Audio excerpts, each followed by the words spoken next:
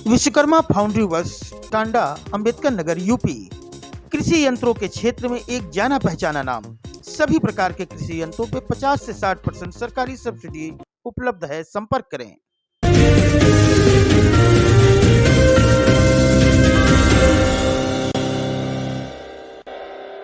कुछ नहीं हुआ है, ये अलग मुकदमा हमारे साथ। उसको कैंसिल करा के होना चाहिए। इस जमीन में जो 1.5 बीघा बेची है तो उसमें उनका नाम तो होना चाहिए था सर। जैसे मेरे भाई थे सर, जैसे उसमें 5 लोगों ने खरीद लिया वो जमीन, तो खरीद लिया। ये लोग अपना मिल के खरीद चलता रहा वो आज भी वो मकान, उसका कोई डिसीजन इनको 5 लोगों से है ना, वो 5 लोगों से ये भी शामिल है, ये भी लिए हैं उसमें, ये भी है। यही तो किए, पैसा कोई नहीं दिया, अपने मुंह से कहा पैसा कोई नहीं दिया, खाली नाम हम।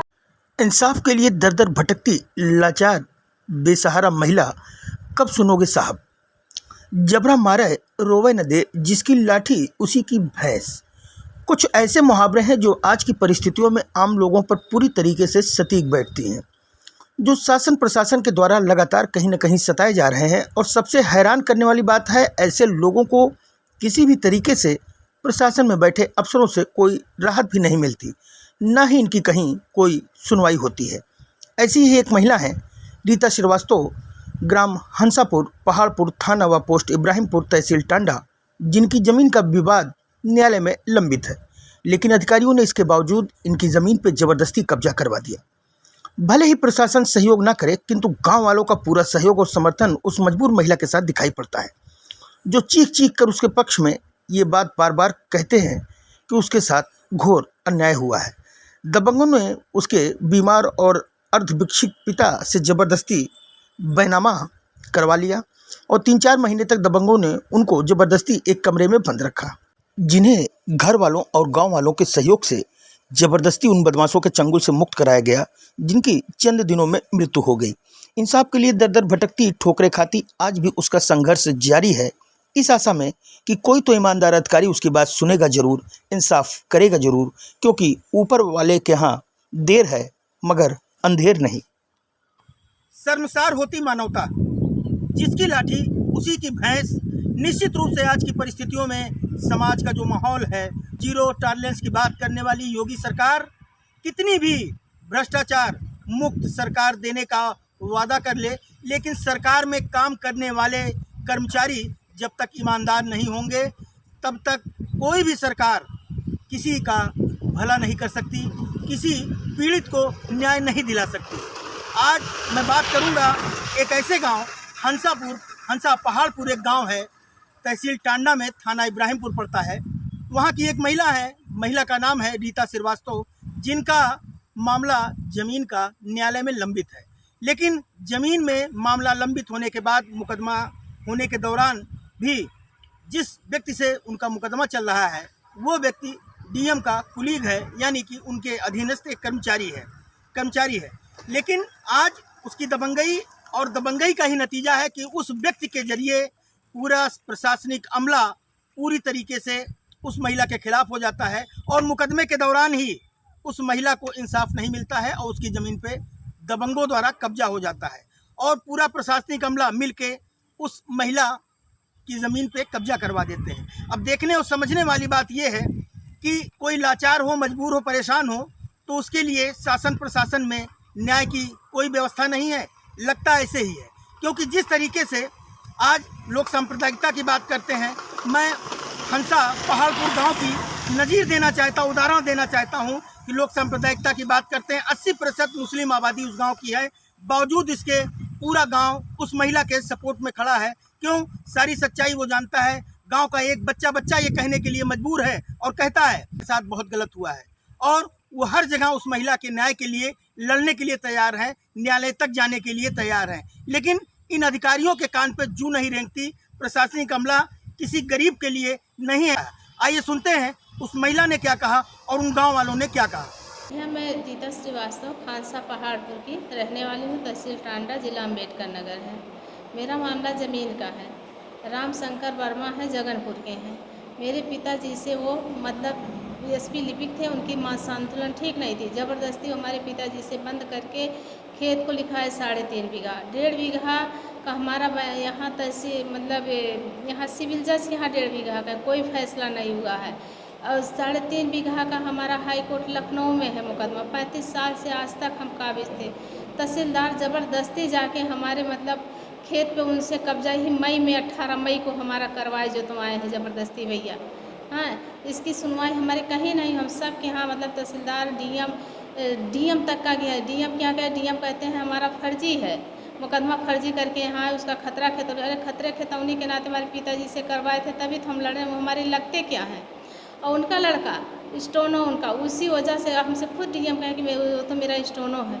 हाँ, उनके बताइए कहता है ज़बरदस्ती कहते हैं, कहीं सुनवाई हमारी भैया नहीं हो रही। हम इतना परेशान हैं कि हमारे मुकदमा को ये लोग रफ कह रहे हैं, फर्जी है, तुम्हारा कुछ नहीं चल रहा है, और कागज़ सारा पेपर हम दिखा रहे हैं, कहीं सुनवाई हमारी भैया नहीं हो रही। हम बहुत परेशान हैं नवंबर से, और इसमें सारी बदमाशी हमारे साथ तहसीलदार किए हैं। तहसीलदार भी राम शंकर वर्मा हैं, और राम शंकर वर्मा वही अपने ही मजदूरों के सामने कह रहे हैं कि हम मतलब पैसा हमारा डीएम तक का हम खरीद लिए, हमारे पैसा के बल पे तुम्हारा कहीं सुनवाई नहीं हो रहा है।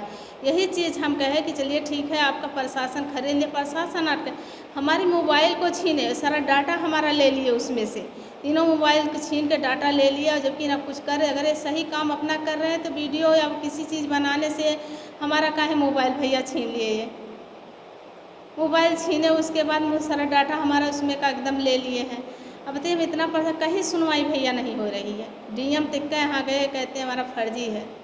लखनऊ का पेपर नहीं समझ रहे हैं, जो सिविल जज के यहाँ 1.5 बीघा का कोई फैसला नहीं हुआ है, आज भी मौके पे है भैया, उसको भी नहीं। और 7 बिस्सा का भैया हमारा मतलब जिसपे कोई विवाद भी नहीं है, उसमें आम का पेड़ हम 20 पेड़ लगाए थे, उसको भी ये ज़बरदस्ती जोतवा दिया हमारा, और सारा पेड़ हमारा भैया तोड़ के फेंक दिए। ये मौके पे हम सब मतलब डीएम के यहाँ गए, तहसीलदार साहब कहे कि चलिए सर देख लीजिए ऐसा ऐसा, आप भी वही 1.5 बीघा हमारा तहसीलदार खुद छोड़वाए थे, 3.5 बीघा पर इस पर मुकदमा चल रहा है, आप उस पर कुछ मत करिएगा, इनका 7 बिस्सा ये भी मतलब कुछ ना करिएगा।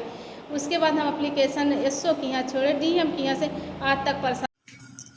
क्या नाम है आपका? कोहरान। तो रीता श्रीवास्तव को आप कब से जानते हैं? अरे हम तो बचपन में जाने।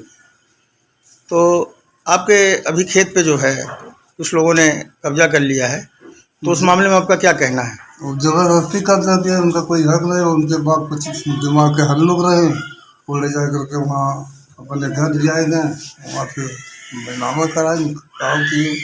3 महीना तो कमरम बंद लोग हे रखे मार पाए। क्या नाम है आपका? नहीं, तो रीता श्रीवास्तव को आप कब से जानते हैं? अरे पैसे हम जाना थे। अच्छा, तो इनके साथ जो इनकी ज़मीन पे कब्जा किया गया, ये सही है कि गलत है? गलत है, धोखे से तू की न, उनके बाप का लुकवाए रही तब बहुत ढूंढाई भाई तब पाए उनका। तो कोई यहाँ रहता नहीं था क्या उनके अलावा? नहीं, रीता श्रीवास्तव को आप कब से जानते हैं? अब हम तो जब तक करे तब से जाना थी भैया, तो हमें जान 40-50 साल हो गया। तो जो इनकी ज़मीन पे अभी कब्जा हुआ है, तो ये सही हुआ कि गलत हुआ? गलत हुआ। इनके पिताजी की दिमागी हालत कैसी थी? उनके पिताजी के दिमाग ना सही रहा, अपन लेकिन का ना की का मने फराटियत करी। जब कुछ इनके लोग घर वाले ना जानते हैं तो फराटियत भाई, आपको पैसे ना जानती वो फराटियत लिखा है। क्या नाम है आपका? मोहम्मद दस्तगीर। तो आप रीता श्रीवास्तव को कब से जानते हैं? अरे बहुत जब से पैदा हुए हैं तब से हम जाने थे, हमारे गांव को हैं। तो पिछले दिनों इनके खेत पे कब्जा कर लिया गया, वो सही हुआ गलत हुआ? गलत हुआ इनके साथ। इनके पिताजी की दिमागी हालत कैसी थी? वो पागल सनकार है, इन्होंने चूतिया बना के लेकिन लिखा ली, उनके बाद 2-3 महीना बंद किए रहे, उनके बाद छोड़ दिए, उन्हें पैसों ना आई दी। ये सब छोट रहे, हम लोग तो छोटे रहे। देश के पर पंचायत हुए, कहीं तुम्हें 1 बीघा दिए, 2 बीघा दिए, को नहीं दी। उसके बाद पैसा बल बिल लाज देकर कब्जा करवाई ली, तहसीलदार और मास्टर सब जने मिल के। क्या नाम है आपका? मोहम्मद आजम। तो रीता श्रीवास्तव को आप कब से जानते हैं? जो हमारे गाँव के बचपन से जानते हैं, 25-30-40 साल से करीब जानते हैं। तो आपके ज़मीन पे जो पिछले दिनों कब्जा हुआ, सही हुआ गलत हुआ? नहीं, कब्जा तो अगर देखा जाए वाकई में कब्जा तो गलत हुआ। आपके पिताजी की दिमागी हालत कैसी थी? अब दिमागी हालत तो खैर पूरा इलाका जानता, गांव की बात क्या है, इलाका पूरा जानता, दिमागी हालत उनकी ठीक नहीं थी। और बैनामा तो फराडे में हुआ, ये सच्चाई है, लेकिन भाई बैनामा हो गया तो हो गया। बाद में कोई समझौता था 1-2 बीघा शायद देने होने का, हाँ, लेकिन उसको भी बेचारे दिए नहीं इस बेचारी को। क्या नाम है आपका? हैदर अब्बास तो आप इस गांव के प्रधान हैं। जी। सुनीता श्रीवास्तव को आप कब से जानते हैं? हम तो बचपन से जानते हैं और जब से ये जानते हैं तब से ये जान रहे हैं कि यही जोती बोती आ रही है उस खेत पर। तो जो कब्जा हुआ वो सही है कि गलत? नहीं, हमारी समझ से तो गलत हुआ है। आपके पिताजी के बारे में भी आप जानते थे? हाँ, नहीं, हमारा साथ पता नहीं, पैदाइश हमारी ठीक नहीं थी और अगर थी भी तो बचपन था हमारा। तो आपने देखा और सुना कि उस पीड़ित महिला ने क्या कुछ कहा और गांव वालों ने क्या कुछ कहा। अब सबसे बड़ी बात यह है कि उसके मुकदमे को ही प्रशासनिक अमला झूठा और बेबुनियाद बता रहा है, जो कहीं से भी सही नहीं है। आरटीआई के जरिए उस महिला ने सूचना मांगी कि मेरा मुकदमा चल रहा है या नहीं चल रहा है, इसकी सच्चाई आरटीआई से पता चल जाए। आरटीआई के जरिए उसने मांगा और आरटीआई के जरिए ये सत्य है कि उसका मुकदमा निश्चित रूप से अभी न्यायालय में लंबित है। अब इन परिस्थितियों में वो क्या करेगी, कितनी मजबूर है, कितनी परेशान है, आशा बहु है, लेकिन उसकी आशा कहीं से भी बंद नहीं रही है, क्योंकि पूरा का पूरा प्रशासनिक अमला उसके खिलाफ हो चुका है।